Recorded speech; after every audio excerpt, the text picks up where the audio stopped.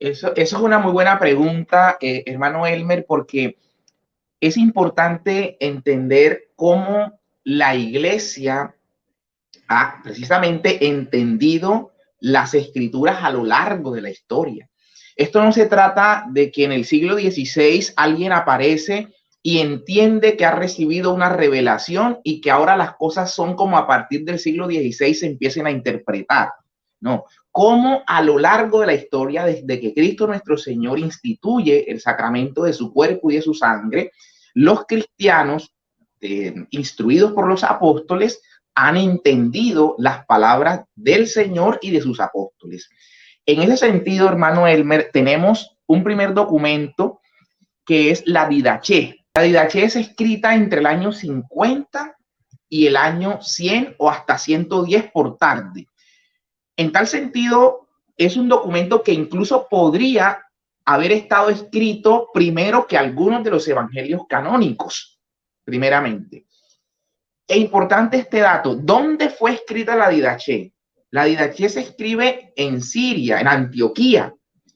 Vamos a ese pasaje de Hechos 11, cuando se nos narra que Bernabé va a buscar allá en Tarso a Saulo y juntos van a Antioquía. Y allí ellos por un año se quedan adoctrinando a los que allí residían. Imagínate toda esa enseñanza de un año de Pablo y de Bernabé en Antioquía. ¿Dónde nace la Didache? Cerca, como digo, del año 50, allí donde Pablo y Bernabé estuvieron adoctrinando a esos primeros cristianos.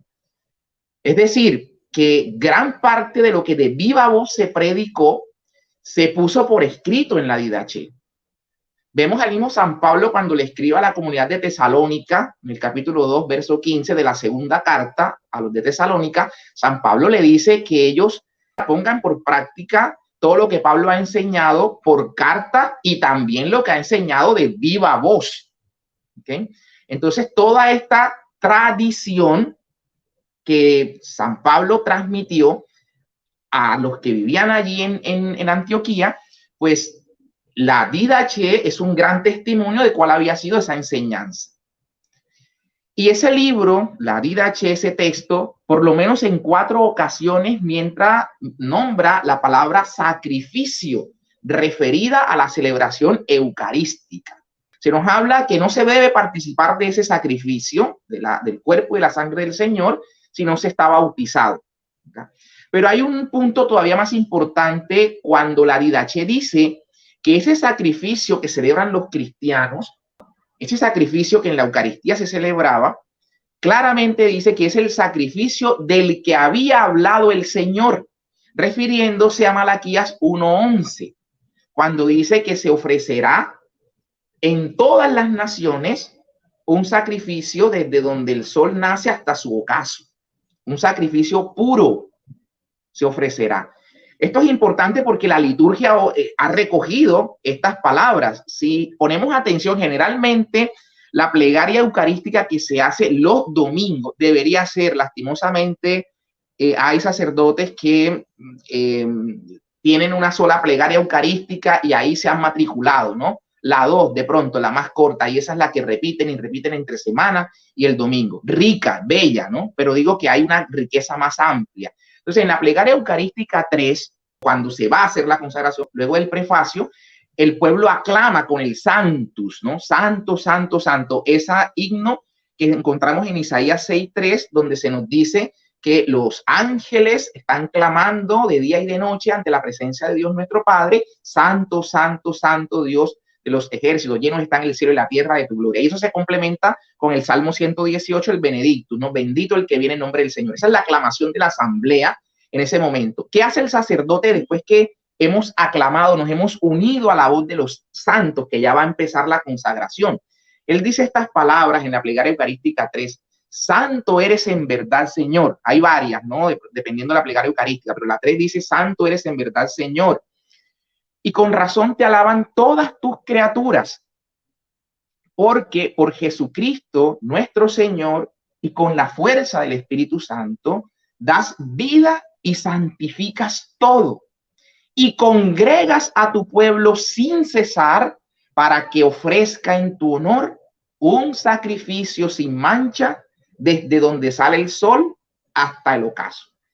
¿Qué está haciendo esta plegaria? Está retomando eso que dice Malaquías y que ya la Didache nos contaba, que se refiere específicamente a la Eucaristía. Entonces ahí tenemos un testimonio valioso. El de la Didache, repito, apenas corría entre el año 50 y por tarde el año 100. Tenemos también a Ignacio de Antioquía en el año 107. Recordemos también, ¿no? Antioquía está en Siria. Es llevado desde Siria hasta Roma para sufrir el martirio, va a morir. Este gran santo, su memoria la celebramos el 17 de octubre. Este hombre le escribe a los romanos cuando va de camino diciendo que no le impidan su muerte, su martirio, ¿no? Y añade algo muy importante, dice, déjenme ser trigo molido por los dientes de las fieras para que pueda yo convertirme en pan puro agradable a Dios. Miren esa concepción del cristianismo, ¿no? Hasta la muerte por aquella convicción que se tiene, por aquella experiencia que se ha tenido con Cristo. Este hombre habla de esta manera. Y él es el mismo que dice que la Eucaristía, en la Eucaristía se habla de la carne de nuestro Señor. Y habla de que se celebre una sola Eucaristía por el obispo o porque en el obispo deleguen una Eucaristía autorizada. Pero me gustan las palabras que utiliza Ignacio de Antioquía cuando llama a la Eucaristía la medicina de inmortalidad. Medicina de inmortalidad. Y cuestiona a los gnósticos que ya en esa época sabemos que el mismo Juan en su carta, digamos, rechazaba, ¿no? Porque no creían que Cristo había venido en carne. Claro, estos no podían participar de la Eucaristía porque no creían que era la carne de nuestro Señor. Entonces Ignacio de Antioquía nos habla de la Eucaristía como la medicina de inmortalidad, nos pide que haya una sola Eucaristía, que sea el obispo el que la presida o aquel a quien el obispo delegue para que sea una Eucaristía válida. Ahí tenemos eso en Ignacio de Antioquía. Un poquito más tarde tenemos a Justino Mártir, un converso de Samaria, que se convierte al cristianismo, un profesor, un filósofo, se convierte al cristianismo y tiene dos documentos, entre otros, muy, muy importantes. Uno es la apología que hace ante el emperador. Fíjense cómo los cristianos, justamente porque la Eucaristía era su centro, ellos eran acusados de canibalismo y de hacer sacrificios humanos.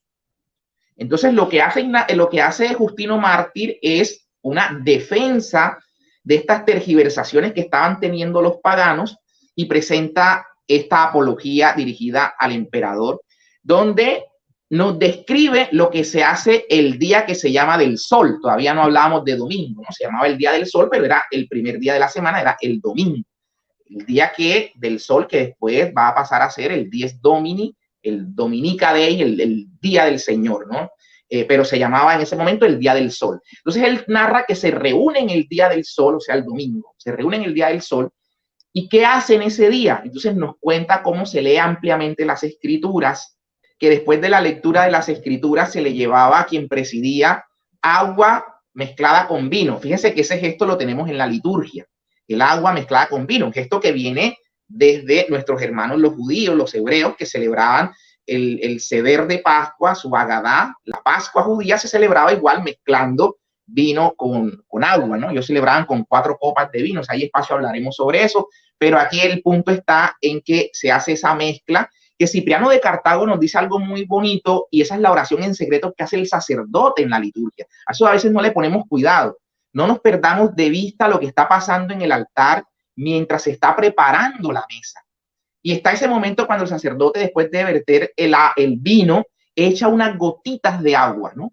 Y ahí él en secreto ora pidiendo que nuestra humanidad, que es representada en esas gotitas de agua, se una a la divinidad que está representada en el vino, que es Cristo nuestro Señor. Y eso es lo que hacemos en ese sacrificio. Nos unimos nosotros a Cristo, representados en el agua y Cristo el vino. Como lo que se termina viendo es el vino, como el agua se mete en el vino, digámosle así. O sea, la humanidad nuestra se mete en la divinidad de Cristo para participar de la divinidad en nosotros. Entonces Justino nos habla de eso, ¿no? Y luego nos dice cómo se consagran esas especies de pan y vino y se convierten en lo que él llama el pan y el vino eucaristizados. y que se distribuye entre los fieles que están presentes, y los que se llaman diáconos entre nosotros, dice Justino, lo llevan a los ausentes, principalmente a los enfermos. Eso es justamente lo que vemos en la estructura de nuestra celebración eucarística. Y todavía más, el mismo Justino Mártir, ya no hablándole al emperador, hablándole ahora a Trifón, un judío, o sea, hablando a comunidad judía, le escribe una carta a Trifón en la cual también deja claro Justino cómo la celebración eucarística es la consumación de las figuras de los sacrificios del Antiguo Testamento. Dice Justino Mártir que aquellos sacrificios de la antigua alianza eran figuras del sacrificio único de Cristo, ojo, y de su representación en la liturgia. Y añade algo todavía más importante, dice Justino, que la flor de harina que se prescribía presentar en la antigüedad cuando era alguien limpiado de lepra y se presentaba como ofrenda esta flor de harina, dice, eso es un tipo, eso es una figura de lo que vendría a ser el pan de la Eucaristía instituido por Jesucristo nuestro Señor. Entonces, ahí está claro, ¿no? Y tenemos todavía luego, encontramos en la llamada Didascalia Apostolorum, es decir, la enseñanza de los apóstoles que se redacta a finales del siglo II, ¿no? Se redacta la Didascalia Apostolorum, la enseñanza de los apóstoles. O sea, todo lo que en la tradición se tenía hasta entonces se pone por escrito en ese documento, en la Didascalia Apostolorum, y también hay prescripciones allí claras sobre la Eucaristía. Igual tenemos a Hipólito de Roma, que cerca del año 215 aproximadamente nos redacta la tradición, ¿no?, de Hipólito que se conoce. Entonces también allí referencias litúrgicas de la Eucaristía como el cuerpo y como la sangre de nuestro Señor. Entonces, bueno, tenemos también, por ejemplo, a Cirilo de Jerusalén. Cirilo dice algo muy bonito, Elmer, y con esto cierro para no seguir aquí apoderándome de la palabra en exceso. El Cirilo de Jerusalén dice que si el diablo, dice él, si el diablo viera en los labios de los fieles la sangre, huiría más lejos que cuando huía de la sangre untada, la sangre simbólica del cordero, untada en los dinteles de la puerta de los hebreos. O sea, miren esa comparación tan bonita como la sangre al mojar nuestros labios con la sangre del Señor en la Eucaristía. San Cirilo de Jerusalén hace esta referencia, ¿no? Y estamos hablando de padres apostólicos. No he llegado a San Agustín, antecito a San Ambrosio de Milán, pero San Agustín, fíjense que algo muy bonito comparando la mesa de la palabra y la mesa de la Eucaristía, dice que así como cuidamos nosotros que no se nos caiga ni una partícula del pan eucaristizado, porque es el cuerpo de Cristo, así también debemos cuidar que no se nos pierda nada de la palabra del Señor, ¿no? Para poner eso en la mesa, que es el ambón, ¿no? La mesa de la palabra y la mesa, el altar donde se celebra la Eucaristía. Entonces tenemos muchas pruebas, Elmer, de que la experiencia cristiana desde los primeros siglos ha sido unánime en creer la presencia real de Cristo en la Eucaristía. De hecho, el mismo Lutero lo dijo, ¿no? Lutero decía, cuando se le combinaba a renunciar de esta creencia, él decía, no, son tantos los padres y todos, no hay uno solo, todos han sido unánimes en creer que se trata del cuerpo y la sangre de Cristo. His hoc ex corpus meus, repetía Lutero cuando se le decía que se fuera de esa postura que tenía, porque él sabía, lo dijo el Señor en sus palabras, esto es mi cuerpo, esto es mi cuerpo, esta es mi sangre. Con esas palabras quiero cerrar, por eso Elmer en la celebración, de pronto, o más bien, de pronto, más adelante alguna pregunta sobre el tema de liturgia, porque iba a hablar de las ipsísimas verbis, ¿no? Las mismas palabras de Jesús que se repiten en la Eucaristía, y eso tiene un componente litúrgico muy importante que no quisiera mezclarlo en esta pregunta que hace referencia a los padres de la Iglesia. Entonces, allí dejo eso en claro. Cuando uno quiere ver quién fue el disidente a lo largo de la historia, uno se encuentra con Berengario de Tours, por allá por el siglo X, y Berengario de hecho retracta una postura que no era una negación de la presencia real, ¿no? Sino que hacía una posición que él planteaba, que finalmente reconoce el error en el que estaba y plantea, pero no hubo disidencia entre los padres de la iglesia sobre esta gran verdad de nuestro Señor. Por eso este pastor evangélico Francis Chan, que tenía una mega iglesia de cerca de 5,000 fieles creyentes, dice, yo no sabía que esto del simbolismo en la Eucaristía se vino a popularizar hace solo 500 años, ¿no? Con todo esto de la Revolución Protestante. Yo no sabía eso, yo no sabía que los padres unánimemente creían en la presencia real de Cristo y que ese era el centro del culto cristiano. Y ese centro se ha cambiado ahora, palabras de Francis Chan, se ha cambiado ahora por un hombre que habla desde un púlpito. Se ha cambiado a Cristo el centro en la Eucaristía, el culto cristiano, se ha cambiado ese centro por el hombre que habla desde un púlpito. Este hombre pues está en camino, pensaríamos y oremos por él, porque todavía no se ha convertido a la fe católica, pero va dando esos pasos. Scott Hans, por ejemplo, en su libro La Cena del Cordero, él narra su experiencia en la primera misa. Siendo él protestante, se va a una misa y dice él que ante sus ojos tenía las Sagradas Escrituras, cada cosa que él veía en la celebración eucarística, ¿no? Y cómo sabemos que se convierte luego de ser un pastor protestante y muchos se han convertido precisamente por la Eucaristía. La pregunta de padres de la iglesia faltará, ¿no? Irineo de Lyon en el 180 también, en su libro Adversus Herejes, contra los herejes, sobre todo los gnósticos, también habla de la carne de nuestro Señor referida como presencia real, ¿no? Es también importante. Y quiero cerrar con lo siguiente desde el punto de vista bíblico.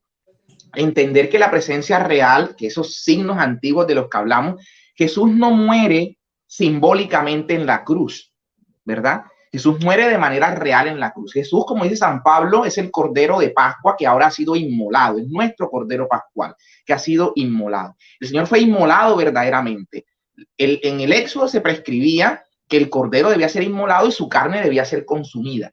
Y eso es justamente lo que pasa con el Señor. Sabiendo que va a ser inmolado, previamente se reúne con sus discípulos y deja su carne como comida verdadera para alimentar a su iglesia. Entonces, por eso es comida verdadera. Y de hecho lo dice él en Juan 6, ¿no? Habla de sarc, de la carne. Mi carne es verdadera comida. De hecho, la palabra que en griego se utiliza ahí es trogón. Primeramente viene utilizando la palabra fage, ¿no? La palabra fage de comer. Y uno dice, bueno, eso puede ser simbólico, pero luego arrecia cuando dice Juan que la palabra que pone en griego ahora es trogón, roer, masticar. Entonces, eso está claro. Y lo que tú bien anotas en relación con San Pablo desde el capítulo 10 empieza a hacer todo el preámbulo a lo que va a decir de la Eucaristía. Y en el 10 hace una referencia a cómo los ritos paganos, por la sangre que comulgaban, ellos los paganos hacían comunión con las deidades paganas. Decía él, como la deidad es nada, realmente es con el demonio que están haciendo intimidad, unión, comunión. En cambio, nosotros hacemos comunión con la sangre de Cristo. Y dice claramente que hay que discernir el cuerpo, no el pan, discernir el cuerpo, saber que se trata del cuerpo de Cristo nuestro Señor. Y cuando uno se da cuenta al final del capítulo 11, dice, lo demás lo dispondré cuando esté con ustedes. Lo demás lo dispondré cuando esté con ustedes. No es que todo tiene que estar en la Biblia. La pregunta, ¿qué dispuso San Pablo cuando estuvo con ellos? Si ya lo advirtió. Por eso tú bien hacías referencia a la palabra tradición, que algunos la malinterpretan pensando que es costumbres, cosas o rituales ahí absurdos y sin sentido, ¿no? Algunos lo dicen de esa manera. Y no, la palabra tradición en el griego paradosis viene de paradidomi, transmitir. Y la vemos en muchas ocasiones en el Nuevo Testamento, cuando se habla, San Pablo le dice a los corintios, los alabo, porque guardan las tradiciones que les he transmitido, paradosis. También pide que se aparten del que no conserva las tradiciones en Tesalonicenses. También habla de que conserven las tradiciones que él ha transmitido por carta y por viva voz. Entonces, la tradición se pide guardar. En otro momento utiliza la palabra que se aparten de los que están en filosofías de hombres y tradiciones de hombres. Y ahí fíjate que las Biblias protestantes como la Reina Valera sí transmiten tradición, como también en Marcos, en Mateo, cuando Jesús, nuestro Señor, censura las tradiciones que están adulterando el mandamiento. Allí las Biblias protestantes como la Reina Valera transmiten la tradición, la palabra paradosis. Pero cuando la tradición se nos pide guardar, no ponen tradición, sino que ponen enseñanza, que es didascalia, no parádosis. Entonces, fíjate que es algo deshonesto cómo intentan presentar que la tradición es algo de suyo negativo, cuando hay tradición positiva que se nos pide guardar, como hay tradiciones negativas como la que el Señor censura cuando ésta adultera el mandamiento. Honra a tu padre y a tu madre. ¿Y qué decían los judíos? No, si yo hago corbán, doy dinero al templo, una ofrenda, dinero, ofrenda al templo, no tengo por qué asistir a mi papá y a mi mamá. ¿No? Cuánta dureza de corazón. El Señor censura eso. Estás transgrediendo el mandamiento por esa tradición inventada por hombres. Pero por otra parte, nos habla Pablo de que conservemos las tradiciones con T mayúscula, ¿no? Fíjate, y con esto cierro sobre la tradición.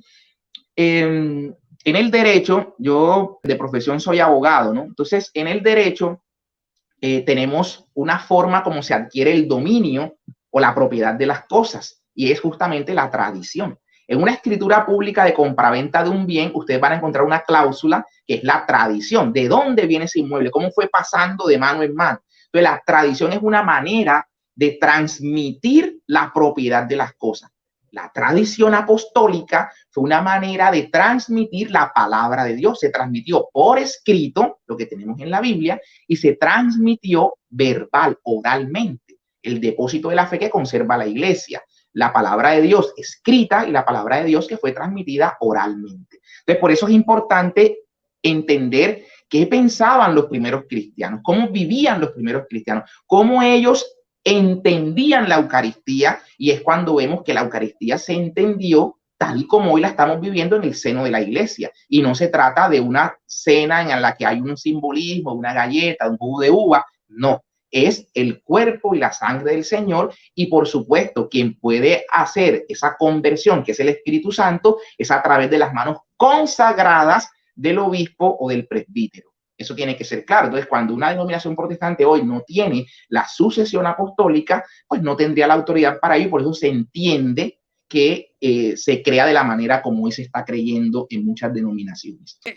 En el tema de la ciencia, porque sabemos que la ciencia entró para confirmar estos milagros eucarísticos que nosotros por fe los creemos. ¿Qué nos podrías decir en cuanto a eso, hermano? Importante esa pregunta, Elmer, y empezar diciendo que no podemos caer en esto que muchas veces escuchamos, que es como si hubiese un divorcio entre ciencia y fe, entre razón y fe.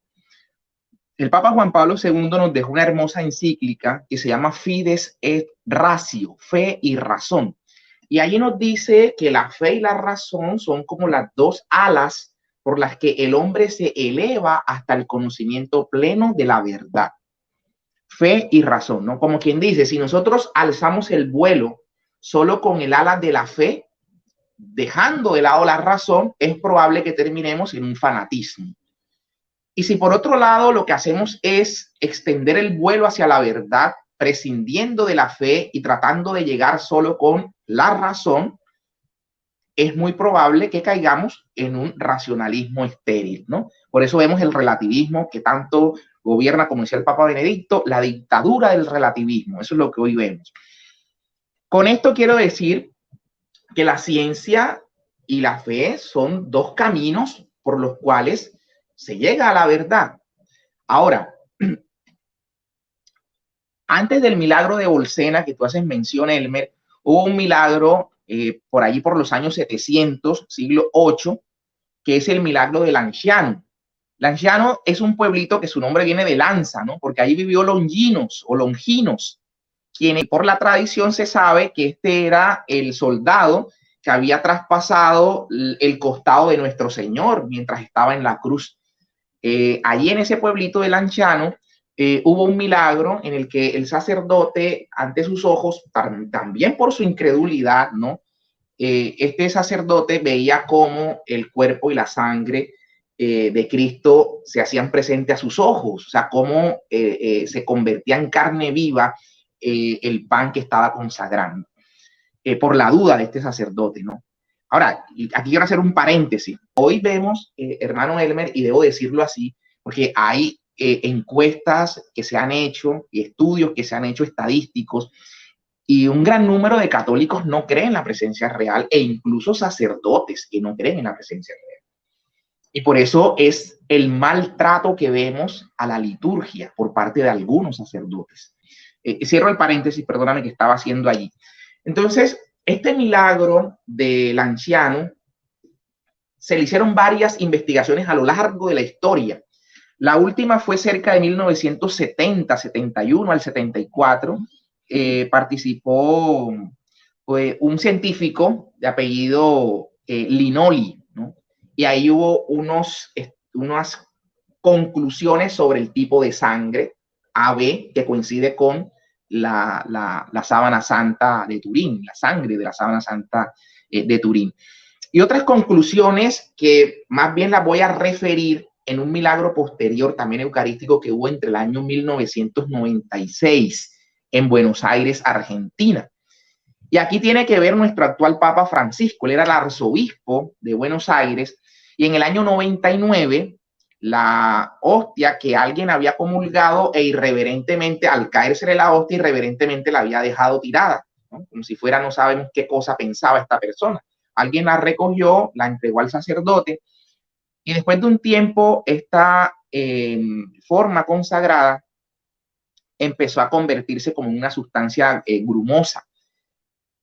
En el año 99 el Papa no era Papa, ¿no? El arzobispo Bergoglio de allá de Buenos Aires ordena a un señor de ciencia que era ateo, Ricardo Castañón, y se ordena el estudio para las conclusiones de esa especie que había tenido esa situación un poco extraña.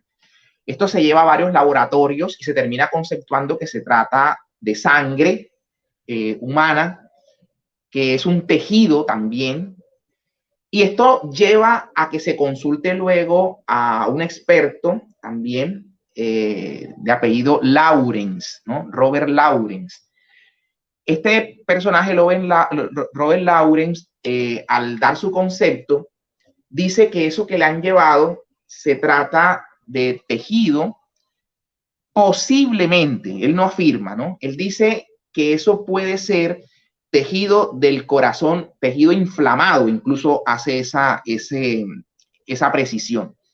Entonces esto hace que este científico que tiene a cargo la investigación vaya donde un experto, un científico también, cardiopatólogo forense, el número 1 del mundo en cardiopatología forense. Estoy hablando de Frederick Zubige.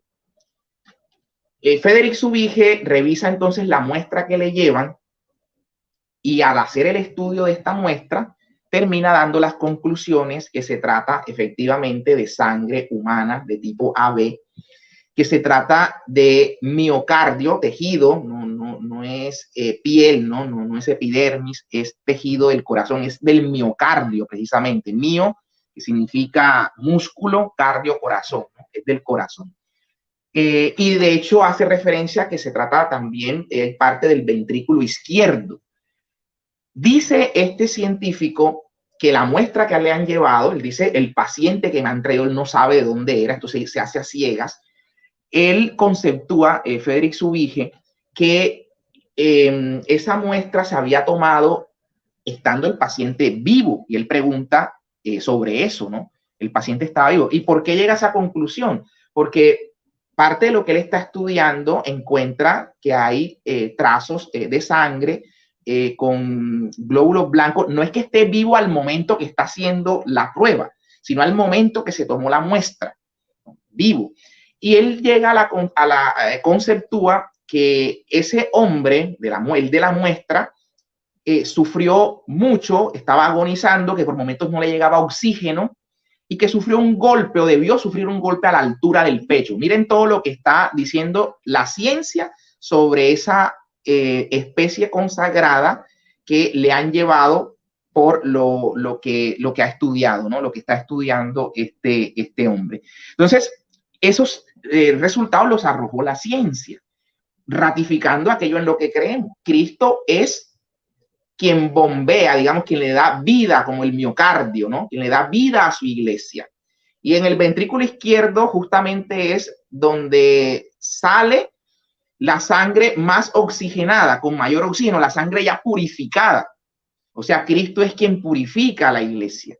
Entonces, la ciencia, esto no es que lo diga la ciencia, lo que yo estoy concluyendo ahora, estoy diciendo que el resultado de la ciencia nos da a nosotros la claridad de que Cristo es el corazón de su iglesia y de que la Eucaristía es el alimento por el que el Señor ha querido alimentar y darle vida a su iglesia. Mi carne es verdadera comida y mi sangre es verdadera bebida.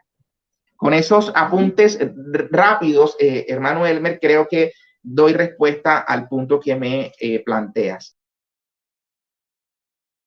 En la liturgia, entonces, hacemos actual el sacrificio de Cristo. No es otro sacrificio, ¿no? El Señor ha dicho que hagamos anamnesis de ese sacrificio.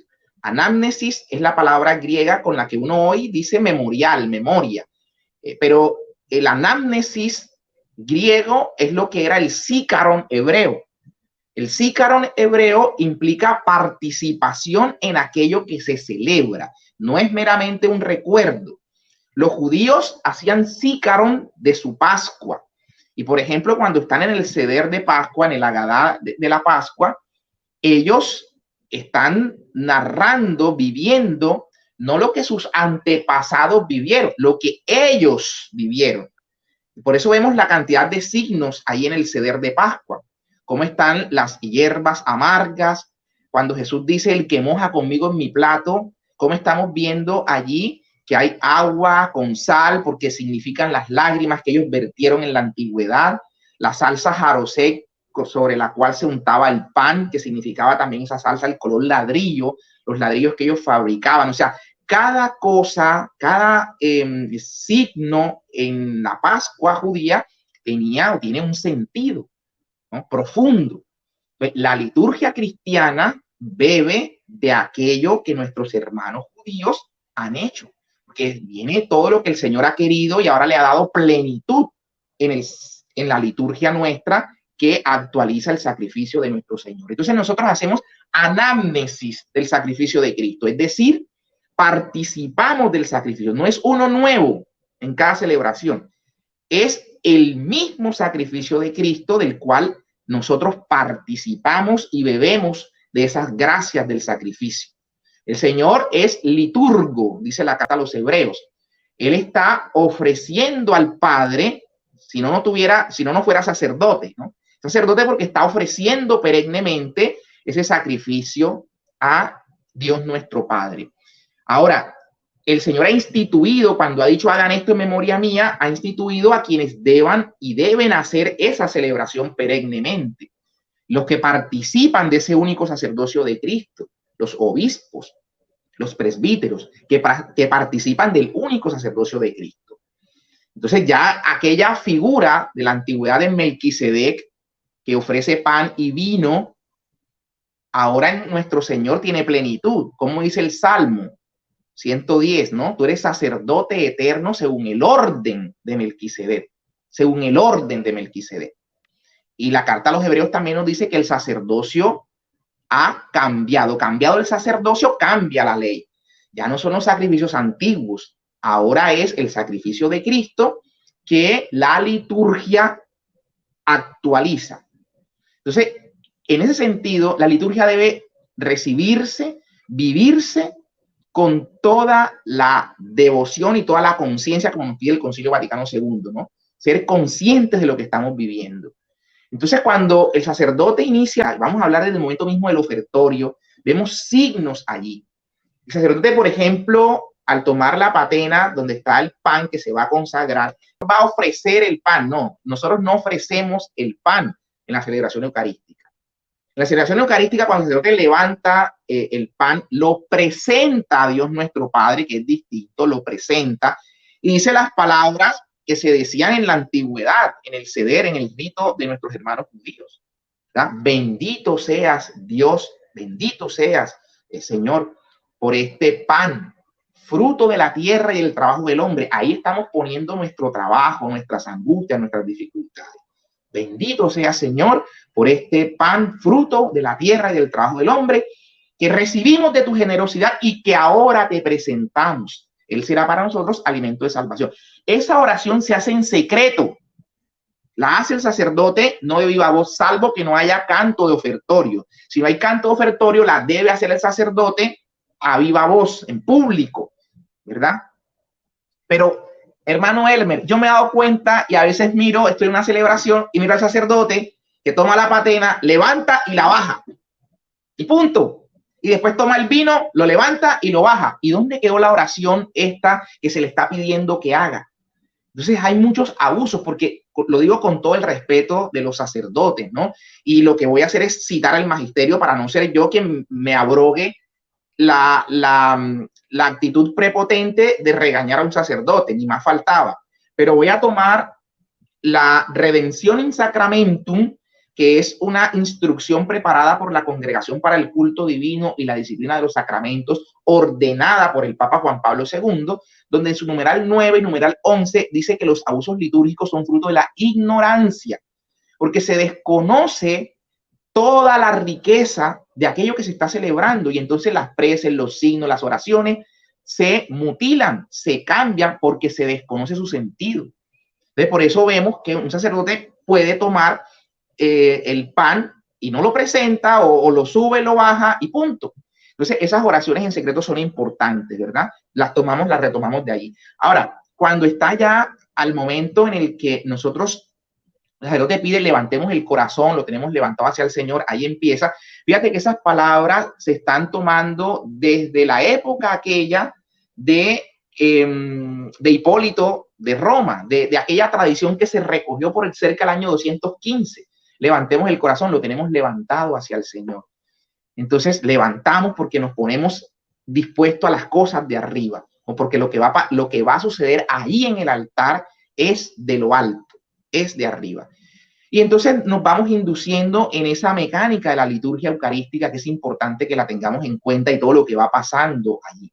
El sacerdote entonces ora ahora sí sobre las ofrendas, hace una oración sobre las ofrendas. Entonces empieza ya el llamado prefacio, de antes, los griegos dirían el prólogo, ¿no? O sea, no es que sea propiamente un prólogo, se trata de la alabanza a Dios nuestro Padre por aquello de lo que celebramos en el momento. El prefacio de Corpus, un prefacio precioso, el prefacio de Jesucristo sumo sacerdote. La liturgia es rica en los prefacios de cada celebración. Hay más de 100 prefacios, sin contar los 46 prefacios que tenemos cuando hay celebraciones en honor a la Santísima Virgen. Entonces hay una riqueza de prefacios en la celebración, ¿okay? Dependiendo del tiempo litúrgico, lo que conmemoramos, etc. Entonces, ese prefacio, el sacerdote pide, lo va clausurando diciendo que por eso entonces nos unimos a las voces de los ángeles y de los santos para aclamar la santidad de Dios nuestro Padre. Hermano Elmer, no nos unimos a la voz del coro que está cantando. No, no es al coro, no es la música que ellos quieran cantar. Es el santo, el himno que está en Isaías 6.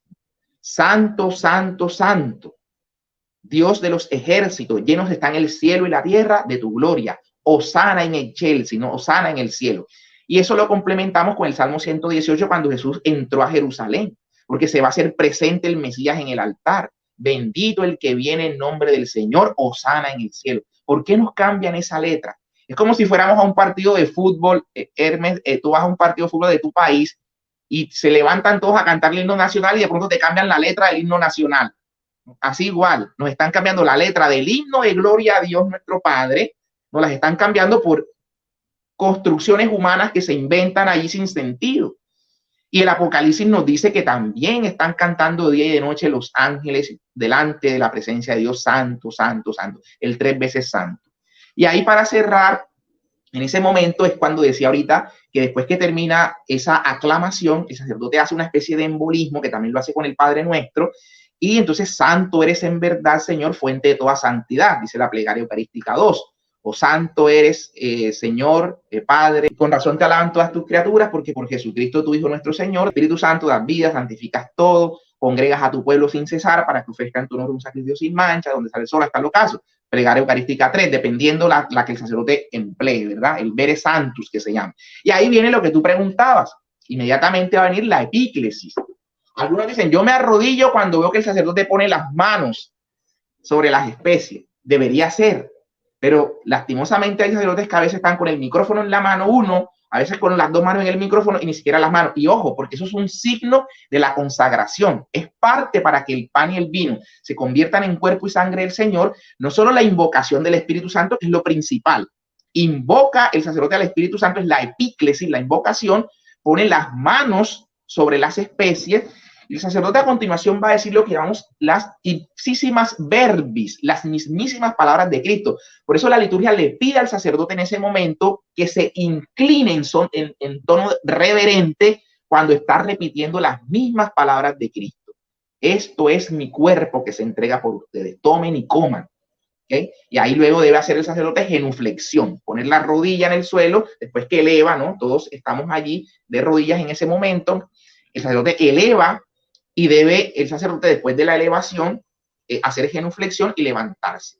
No es un momento de hora santa ni de cantos. No se debe incluir ahí en algunas parroquias, incluyen un canto de adoración en ese momento. No, la plegaria eucarística es una y no debe interrumpirse la plegaria eucarística.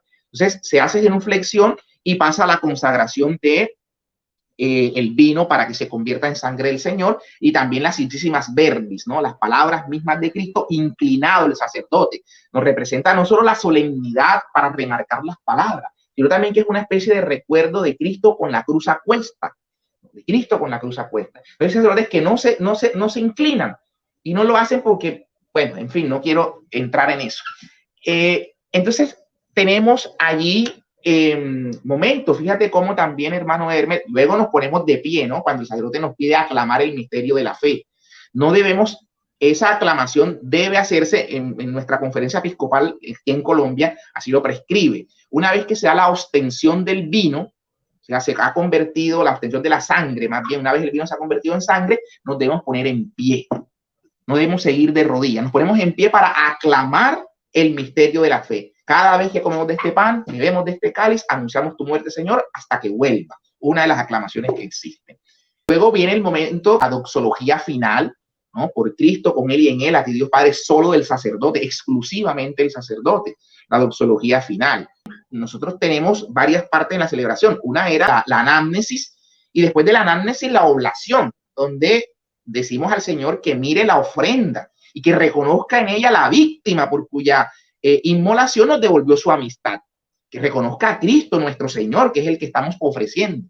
Entonces miren, por eso la Eucaristía es la centralidad de todo, porque no estamos ofreciendo nuestras ofrendas limitadas o de modo egoísta, estamos ofreciendo lo mismo que Dios nuestro Padre nos dio, su Hijo, el Señor. Ahora somos santificados por la ofrenda del cuerpo de Cristo, dice la carta a los Hebreos 10:10. Ahora somos santificados por la ofrenda del cuerpo de Cristo. Y Cristo está presentando perennemente esa ofrenda que aquí en la tierra se hace palpable, patente, por sus sacerdotes que viven con él el misterio de ese sacerdocio. Entonces es importante entender eso, ¿no? Entender que en la oblación, en el momento de la doxología final. Recuerda que hay dos, doxología viene de doxa, que es gloria, que es fama.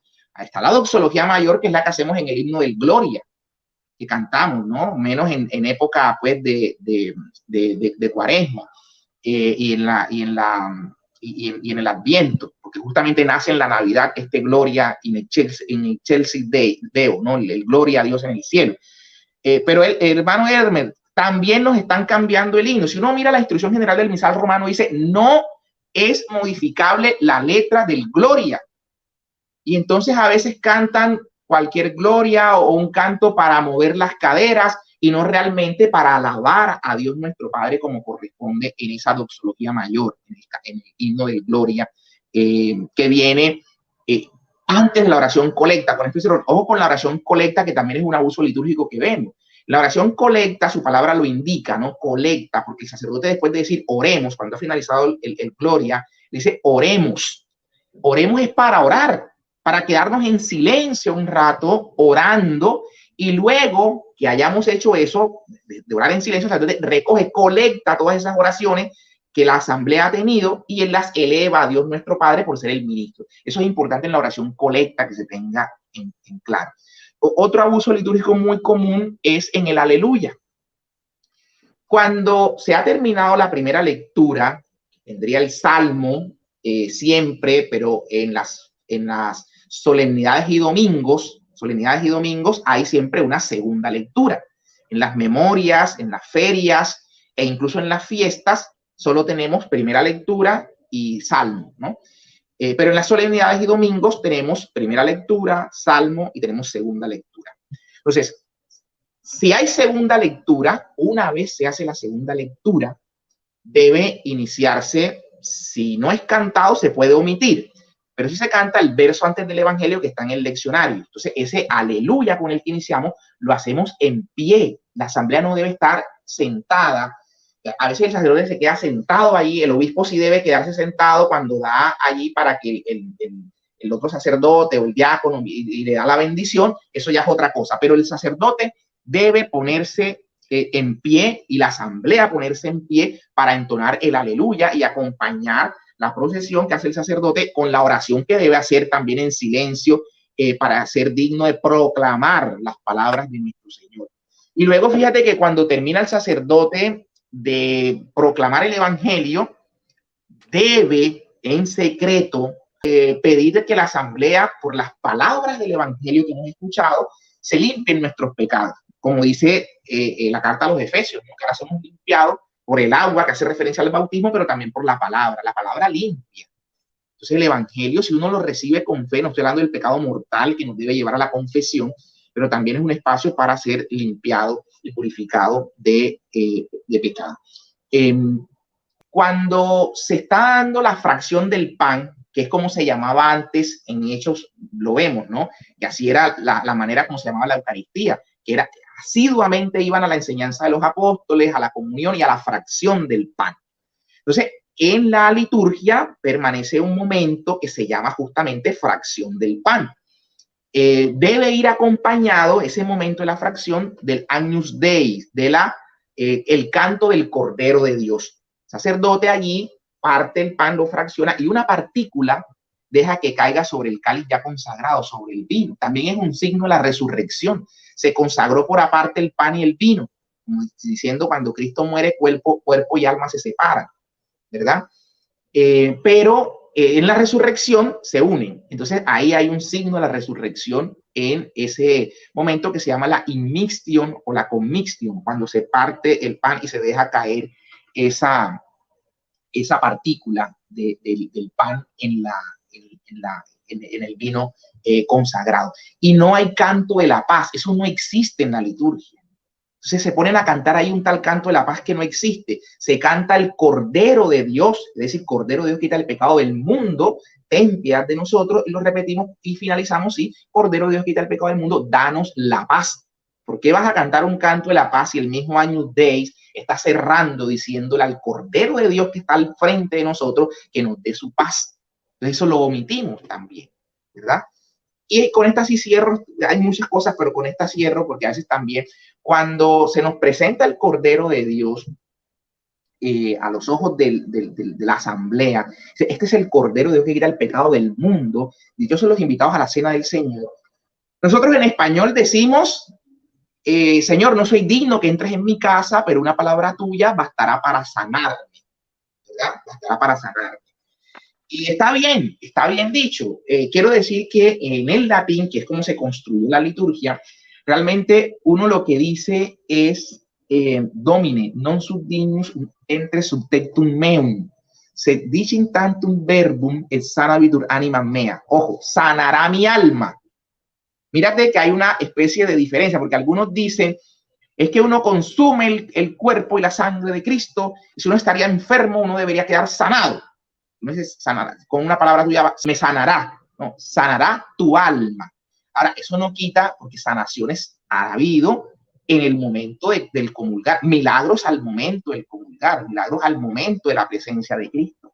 Pero quiero decir eso, ¿no? Que tengamos la conciencia de que nuestra alma, porque eso es lo que el Señor nos ha prometido, que nuestra alma es sanada y por eso seremos resucitados el último día por este alimento de incorrupción. Y esto lo dice Irineo de Lyon. Irineo de Lyon apenas corría el año 180, 185, cuando hacía referencia a cómo esta carne que comemos va haciendo incorruptible nuestra carne justamente para el día de la resurrección. ¿Okay? Entonces, con eso cierro. Habría muchas más cosas que decir, que apuntar sobre este tema litúrgico, pero veo que hay extendido. Ya para terminar, hermanito, no sé si tú pues quieras agregar algo más. Antes una notica, porque usted bien hizo una aclaración muy importante sobre que la cena que nuestro Señor, de la que participó y donde dejó instituido el sacramento de su cuerpo y de su sangre, está indisolublemente unida al sacrificio de la cruz. Eso hay que entenderlo en esos términos, ¿no? Como cuando el Señor, que recordemos que en el ceder de la Pascua se hacía, eran 4 copas de vino, y cuando vemos la lectura de Lucas, uno entiende que primero hubo una copa, y esa copa no fue la que se bendijo, ¿no? La copa que el Señor bendice es la tercera copa, que se llama la copa de la bendición, la copa de la redención, incluso la denominan. Por eso San Pablo dice, ¿acaso el cáliz de bendición que bendecimos? Cualquiera pensara que es como una redundancia, el cáliz de bendición que bendecimos, si es que se está refiriendo a esa expresión que se tomó de la liturgia hebrea. Era la tercera copa. En este caso, el Señor está ahí bendiciendo la tercera copa que se toman en el ceder judío. Y esa tercera copa es la que dice él, esta es mi sangre, la sangre de la nueva alianza. Y luego, pues como tenía todo un ritual, ellos cantaban primero lo que se llama el pequeño Jalel, unos salmos del 112 al 115, 14, y luego de esa bendición, que viene la comida, el plato fuerte, digámosle así, el cordero de la Pascua. Fíjate que de acuerdo a San Juan, ahí en esa cena de Cristo no habría cordero, porque él muere, de acuerdo a Juan, el día en que se inmolaban los corderos en el templo.